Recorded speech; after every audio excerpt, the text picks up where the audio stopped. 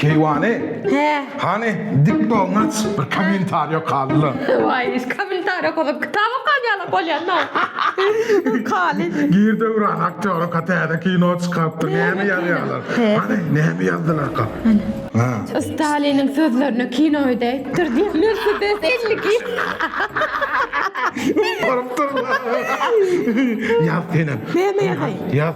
Doktorlar ne mi diyedi? Umut var mı diye. Doktor ne mi diyedi? Şimdi başkasına geçsene. Geçeyim, geç. Koyun kakası. Yankı yazan mat beklesinler ha. Ne mi diyor? Oturun yerimde hat takmak ansaatta. Sana ne mi deyip yazsa ya? Sana ne mi? Tamam otur diyor. Yazsam dövranı yaz ne mi? Yazdın mı şey değil? Yazdım. Yüzüne smiley'den koy niye smiley gördün olmadı. Hakkından çıktım. Vay. Aslan çantama çıktı. Ay kutu.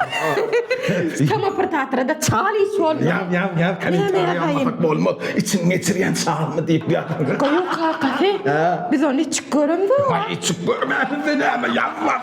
Yazma beni durma. Bir gençinden yok onu çıkart da okumadım ka yazın.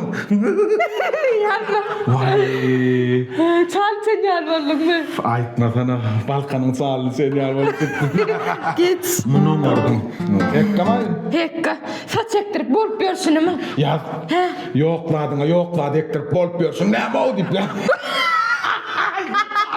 Kaptan nakane mi diyecek yapma burada. İşlerin var. Yazdım. Yazdın mı? Yazdım. Köşeş değil mi? Yürüyorum insan. Şuna yazsan var ha. Çüleğe gidip deyincelik geleni al oluyor. Herki yazanma yine cevap geldi. Ne mi diyor?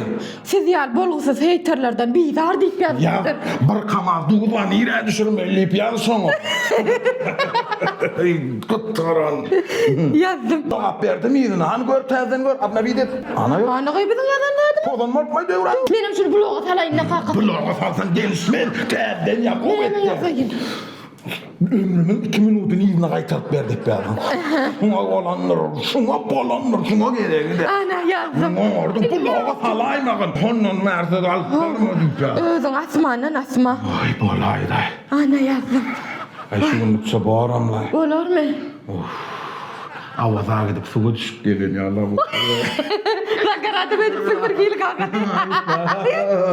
Ay şuna boğulur. Bol annem.